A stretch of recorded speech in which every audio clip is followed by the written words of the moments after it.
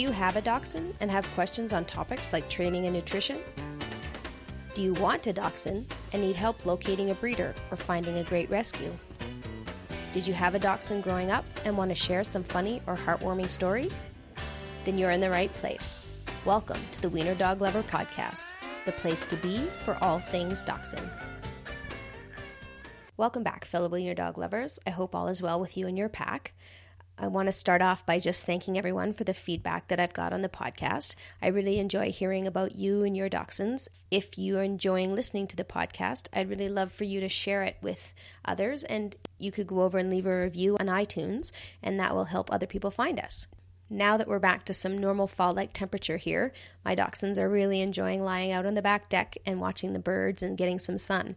They're soaking up just the last few bits of rays before we head off into some probably wintry weather at some point. Although my pack does love the snow, we walk all year round, so they don't really mind it.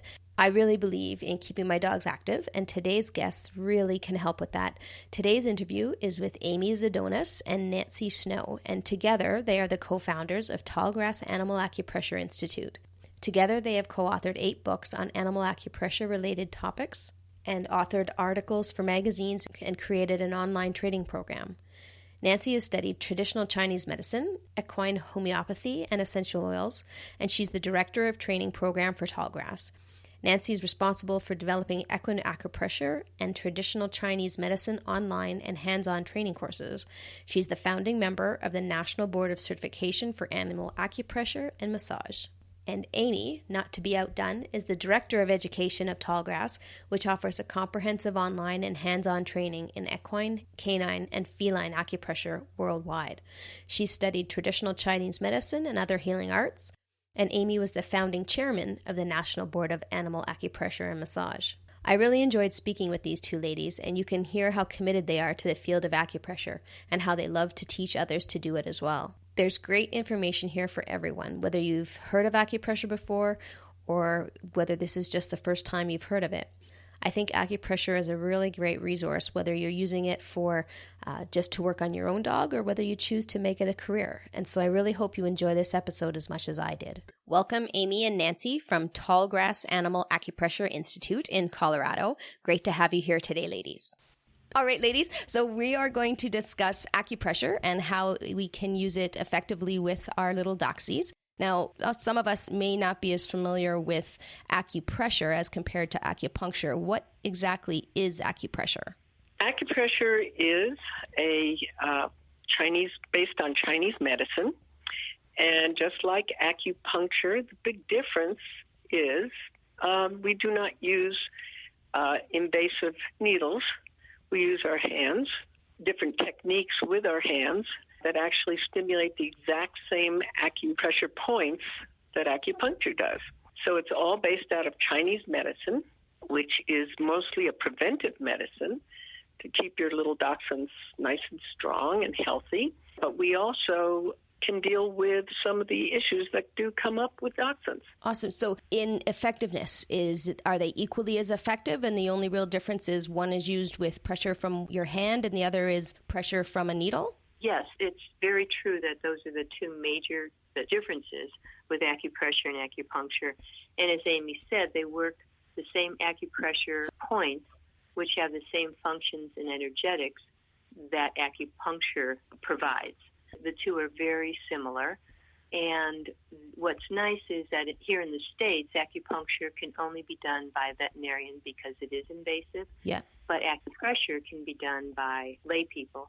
What's nice also is that people can learn enough acupressure to work on their own animals to ongoingly keep them in a better state of health and well-being, and really balance is the key to acupressure. We want to balance the systems in the body by use of acupressure points.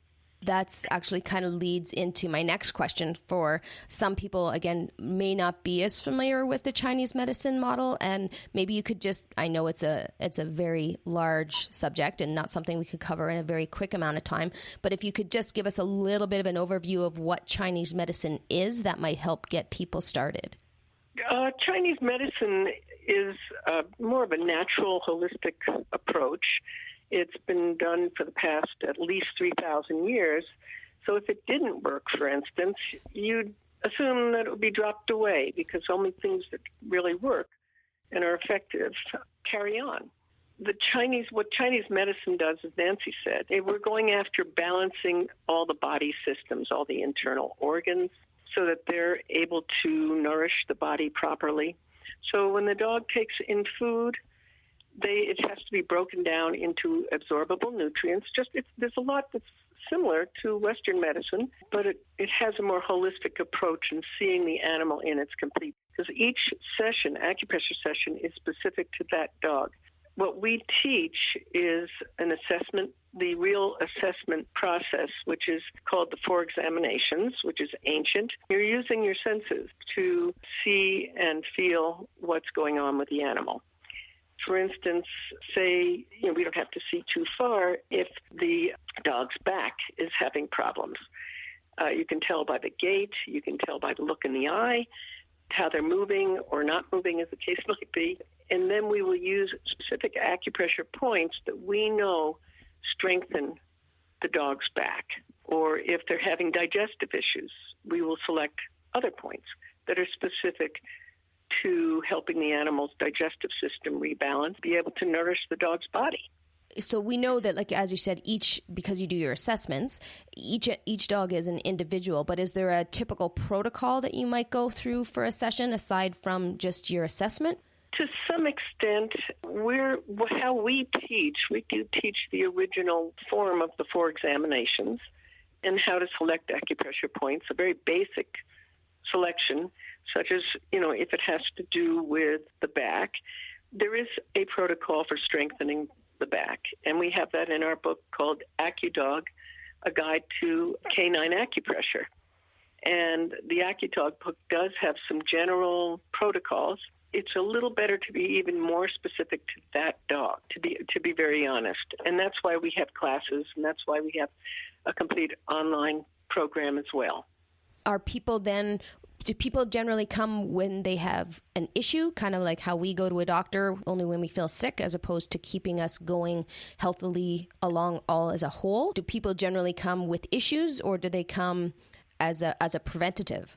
That's a good question. And originally, people came usually only after their dog was really not doing well. And now what we're seeing, and by now I mean over the past several years, even 5 years, it's really shifted to where people are working with their dogs in a preventive manner. They're also able, as Amy was saying, to assess more quickly and get on top of an issue rather than letting it go deeper into the body or get to the point where it's really difficult to work with. People are just becoming much more educated about the health and well-being of their animals. I was reading one of your articles, and like I was saying, and I had a little bit of an aha moment where I am a groomer, and I also do a little bit of Reiki. I think of people as taking into our whole body is really important. And I always mention food when I see dogs that have different issues. I always make suggestions for that in terms of helping a dog be more balanced. But I never really put rest and then balancing the body into the whole equation. So what kinds of treatments would you suggest to assist in a general overall health? So if a dog came to you in relatively good shape, so not presenting with maybe a back issue or arthritis or any of that kind of thing, but just an overall general health, what kind of protocol would you suggest? Well, we talk about immune system strengthening, which is highly preventive, and we do have a general one in our book, and we've done many articles on immune system strengthening, so that there is general health. And what you're looking for is what we call a harmonious flow of qi. That's when the whole body is being nourished. And remember that we look at emotions also with dogs, with animals. That's what Chinese medicine is about. It sees the entire being.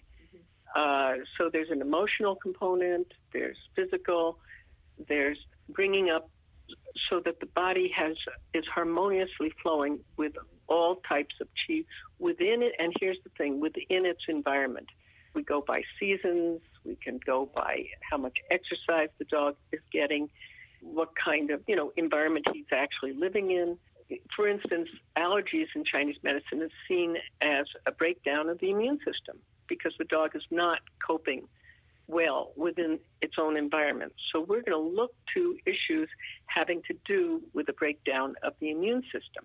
That's really the entire story of Chinese medicine, is maintaining a good, strong, healthy immune system and getting everything it needs between food, between exercise, between rest, emotional. I mean, some dogs don't even get enough rest, but some dogs do get too much rest if they're crated for 14 hours or something. We look at the entire dog within its environment, and that's what Chinese medicine, seeing that they're balanced energetically, and food and exercise and body work and Reiki. Reiki's good too. It's another form of vibrational medicine. We really believe in it all. We say it's all good. We have a number of students who are Reiki practitioners who combine the two modalities, and it's a great sort of synergistic effect. I spoke with Erica McElway from Change Your Range, and she has a program where she works with a partner, and it's called The Power of Three. She works with the pet, and then her partner works with the pet, and then they come together and combine their different modalities all together in one session, and they include Reiki in that session. So it's a very, an amazing combination. Reiki can be not as intrusive or invasive and very accepting for most dogs. We were speaking before we started recording. We were talking about rescue, and I do some work with our local Alberta Dachshund Rescue, and often we have dogs that come in that are, a little bit stressed or have come from different kinds of situations, and we put them into households where there's already other dogs existing, and we want to see how we can get them to settle in there with a little bit less stress, and how can we use acupressure to help some of these dogs settle into foster homes or into new homes with as little stress as we can give them.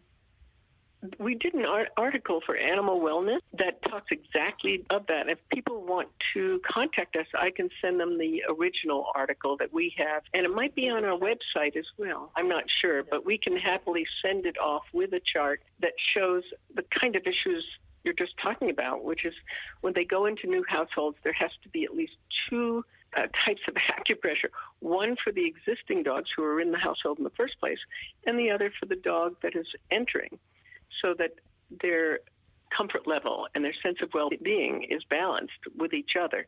There's also within that article some suggestions from behaviorists, because I did some research on that as well. We're happy to send off that article to whoever wants to contact us. Yeah, Heart 7, Pericardium 7, but you won't know where they are unless you have a chart. Yeah. So we'll be happy to send off both the chart and the article to help people, because we do a fair amount of rescue ourselves. And our latest dachshund came to us. His name is Cooper.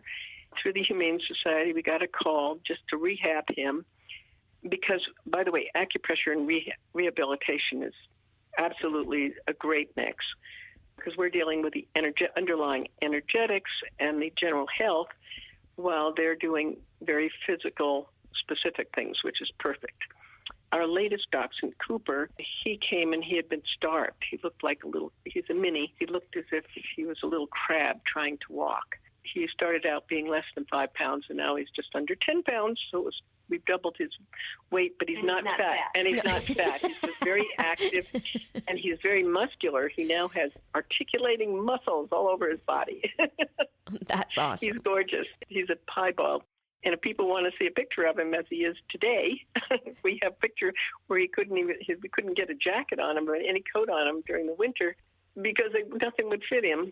But the tiniest things wouldn't fit him, and now he's so robust we have to get a big.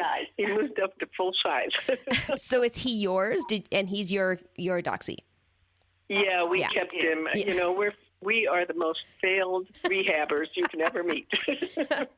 I think that's quite common in the dachshund world in terms of foster. It's very difficult to send them on their way. I do foster with Alberta Dachshund Rescue occasionally as well, and the first thing I say is that I will foster, but I get to pick the home so that I'm certain that dog stays close so that I can continue to see them, because having to send them too far away would not be something I would be very happy with. We're about the same. Yeah. We just rehomed one this morning, actually, and he's only going to be 2 houses away. Perfect. So that's good. We kind of didn't get too detailed about acupressure. So how exactly how do you actually do the pressure? Are you doing it with a finger, with 2 fingers, your knuckle? How exactly? And are you doing it onto a muscle or into a space between joint? Like, do you understand what I'm trying to say? How exactly are people looking at it when you say some of these points? How would you go about explaining how to actually put that pressure? Good question. You use a lot, at least on the body, the soft tip of your thumb. On the extremities, especially since dachshunds are kind of tiny guys, short legs, we tend to make a tent out of your pointer finger with your middle finger on top. That gives it a positive, negative charge, and it's really very gentle. Frankly, a lot of people, including vets, are moving toward rather be doing acupressure because it's non-invasive, yet it helps bring your energy to the dog, and that adds another ingredient that the dog needs. Absolutely. And, it also adds a bonding effect that you're there working with them, and they know that you're trying to help them and help their body be better. And in terms of the amount of pressure that one uses, as Amy was saying, it's very light. You hold the point, and by holding I mean you apply the pressure for somewhere between 30 seconds to a minute until you feel a release. And that release can be a dog sort of licking, a little chewing, turning its head towards you, moving into the point. So what that is telling you, and clearly you're working with the dog, and it kind of establishes, as you said earlier, a really good bond because of that interaction or different type of interaction. Then you know that the energy has been released and you can move on to another point. There's also techniques that we teach on how to assess it and determine if a point is deficient or excessive, meaning it needs more energy brought to that area or energy dispersed from that area. Just when you said that, using your fingers and transferring energy, I can totally see how, as a Reiki practitioner, we could be doing Reiki at the same time as doing that. What an amazing combination. It truly is. Yeah. Never really thought of it that way until you said it out loud. You mentioned earlier just you kind of glossed over it, but how with the changing of the seasons, other than, our regular coat change or maybe some dietary changes, what kind of effect would you say Chinese medicine has, in the eyes of Chinese medicine, have on our pets, and what kind of acupressure might we be able to do to assist with that transition? Well, for instance, right now, we're about to move into the coldest time of the year. You guys already have snow. We had snow at our higher elevations, and it's a cold day today. What you're going to do is the dogs know to keep their yang qi, which is heat qi, more internal during the winter months, and you can help them affect that. You can help them bring their heat energy stay in their body more comfortably and longer. And this is a time of rest. I mean, we're moving into the time where everything goes into the ground, we call it, and the animal has to run deeper and keep their specific meridians. We can help that transition happen. And in fact, I just sent off an article to one of our publications, in fact, Animal Wellness, that talks about dealing with the winter and holiday stress. So we could send that off to you as well. That would be awesome. I also recommend people reading Animal Wellness because they do a really, really good job. It's a great magazine. Very informative. Yeah, we've been writing for them for 20 years since they started. Wow, that's a long time that they've been around. I remember when they started. Yeah. We've all been around, remember. Oh, my. Yeah, we've known them and worked with them for many years. That's so funny. When you say these things out loud, you realize you're like, oh my, that's a long time. All right, run deeper. What does that mean? I don't know. If you've had dachshunds, then one thing you did say was, that they keep their heat internal. And we all know that especially our smooths do not like the cold. And then the other thing you mentioned is about sleeping a little more. And a couple of my little dachshunds would gladly sleep forever and never have to walk again if I didn't make them. So what does that exactly mean? Let's go with the run deeper. What does that mean? Well, the energy of the animal needs to run deeper in their bodies to keep them warm. Oh, okay. And so that the yang qi in particular is retained better. So, for instance, if they're going in and out, they have to go out, obviously, to take care of their needs. and when we're walking them, that the actual energy stays warmer in their body. So there's a particular meridian called kidney that we call, they have funny names, they're named after the internal organs, that we make sure it's strong, and we use the word tonify because that's what we're bringing up energy in that specific meridian to keep the animal warmer during the winter. So we'll use those points having to do with kidney more in winter than in summer. In summer, we want them to be able to get rid of their heat, so they're not keeping it inside. They want to be cooled. So we're going to use meridians that would be better for the process. What exactly, you said yun qi? Is that a... Yang? Yeah, yang, qi. There's yin and yang, which are the two bases of the aspects of qi. And they work to create the harmonious flow of qi in the body. You have to balance yin and yang, the hots, the colds, the wets, the dries, the active, and the resting. So you're looking interior, exterior, as Nancy just said. We're looking to balance the body, doing yin, making sure yin and yang are constantly in balance and flowing harmoniously through the body. That's what it's all about. And I would imagine then if one of those is out of balance, then that's when we start to see different issues going on. And by putting that other one back into balance helps balance out whatever issues. Exactly. You got it 100%.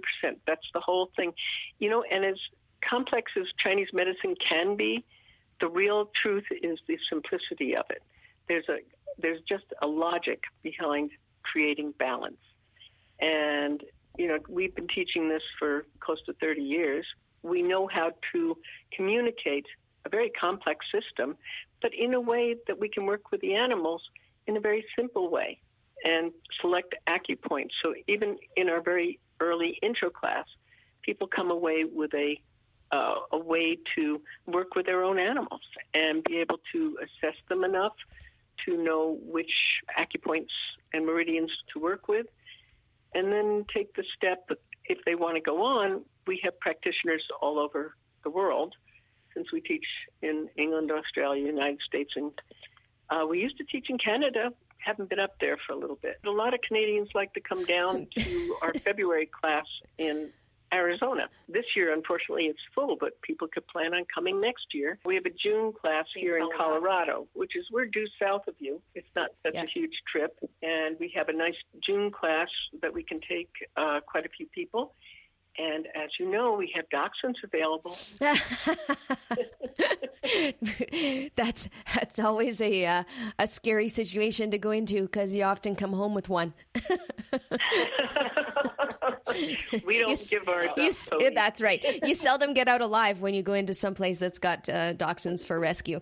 You did start to talk a little bit now about some of your programs. So maybe just give us an overview of, you said you've been doing this for 20 some odd years. That's correct? Yes, that is correct. And what type of programs then do you offer? We have a 300-hour training program that consists of an intro class, and then which is a 2-day class, hands-on, and then our 4-day meridians and specific conditions class. Then we have a series of 8 online courses that are offered, and clearly those are available to students 24/7.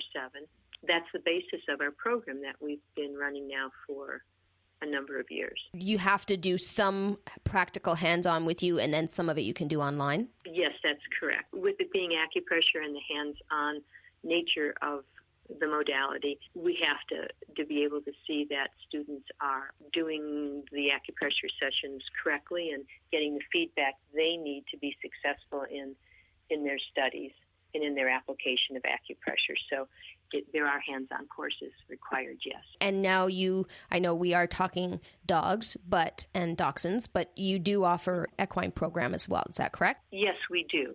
And I want to say one other thing, too, is that if someone wanted to take a hands-on class, they're not restricted from taking the online class.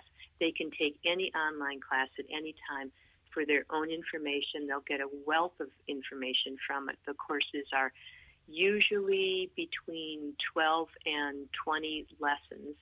And the way they're set up is it's a progress as you go.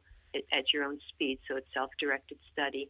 And there are quizzes online that you take to really reinforce the important aspects of each of the units. So I just wanted to get that in there, too. You don't have to commit to the whole 300-hour program. So who commits to a 300-hour program? What are people looking at achieving when they get that when they take that program?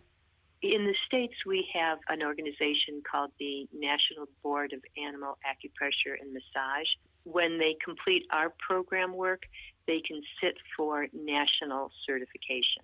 Okay, and now is there any such program in Canada, or do people who take it from Canada just apply and take American certification? That's exactly right. As far as I know, there is not that same organization in Canada, but we do have a number of practitioners in Canada. What qualifications would someone need to take that 300-hour program? It's open to a high school graduate, being a high school graduate. There are no other requirements than that, other than an interest in acupressure and Chinese medicine. When people are taking this, is their intention to work as a vocation or mostly just to learn how to do it on their own animals? It's a combination. Early on, it started out being much more with people just wanting to work on their own animals. And now here in the States, and I think it's pretty much the same in Canada as well, there's a growing awareness of how helpful this work can be for animals. And so there is a burgeoning market for practitioners, I think in both countries. We've definitely seen that. We have a number of veterinarians who take our courses as well. The Twain-A class coming up in October has 3 vets in it, and rehab people as well. University of Tennessee has a great rehab program for canines, and we're starting to see more and more people coming from that more scientific, quote-unquote, background, as we talked earlier, and then incorporating acupressure and some of the more gentle modalities into their work. So it's a beautiful blending of Eastern and Western study and modality. It's really exciting. It's great to see it. People are creating a career that they're really excited about, and they're doing great things for animals. That's the best part. How would you suggest that people get a hold of you? By going to our website, which is acupressure with 1 C, just www.animalacupressure.com. Just remember the acupressure.com. It's 1 C. That's one way. You're welcome to give us a call if you need to. It's 303-681-3030. That's 303-681-3030.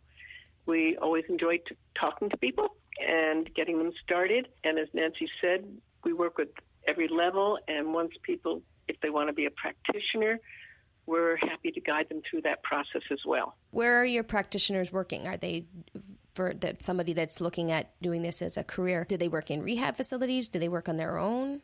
Well, we even have people who are heading up the complementary therapies in vet, because the vets are starting to realize that they can't keep throwing drugs at animals. They do need to do some other to help with pain mitigation, which is a big part of acupressure. The dog is going through chemo, for instance, dealing with digestive issues.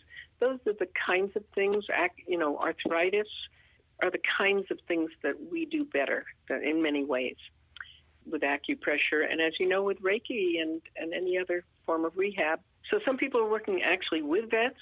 I mean, we highly believe in integrative medicine, and they're having their own businesses, and some have the dogs coming to their houses, others go to the houses. So there's all manner of practitioner at this point. It's very exciting because I think the recognition that the two can work together, and that's what's best for the animal is what we want. That's what we all want. Perfect. Exactly.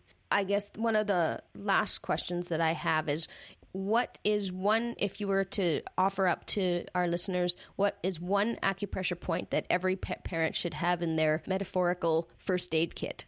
Well, there's one that I recommend. Well, I was thinking Bahaway point. Okay, you can say, let's say one each. Yeah. One each. Now we have an argument. No. I was going to say that it's a classic point for animals, for dogs, and it's called the Bachway point, and it's right on the sacrum where there's no spinous processes sticking up. It feels like a little baby trampoline. I know that our dachshunds and our dogs absolutely love that point if you scratch it. And where exactly was that again? So it's on the sacrum. Okay. Between the dorsal midline, right in the middle at the sacrum. If you scratch it, a lot of dogs like to dance. Okay. When you do that. But it's the closest point to heaven. That's what it's, when a dog, especially when dog's happily eating, which our dogs like to do. So we scratch that point, and they love to sort of enjoy that.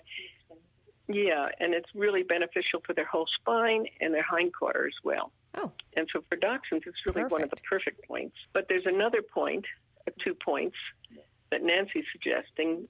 I particularly like large intestine 4, which is an overall pain point for pain throughout the body. It also is an immune system strengthening point, and it helps balance the intestines. And it's located, if you go to the dew claw, it's in the webbing of the dew claw. Oh, so where it attaches to the leg.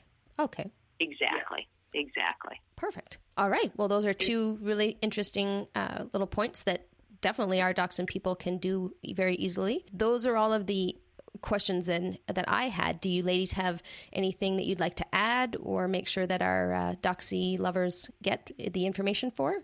Yeah, just knowing how to contact us is good, which again is our website, or you can go to also their email, I just realized, which is a good way to get to us, because if they would like to have any articles or charts right, for us to send out, and any information about when and where our courses are, since we do teach all over the country, and people are so welcome to come from everywhere. The actual email is Tallgrass, one word, Tallgrass, at animalacupressure.com.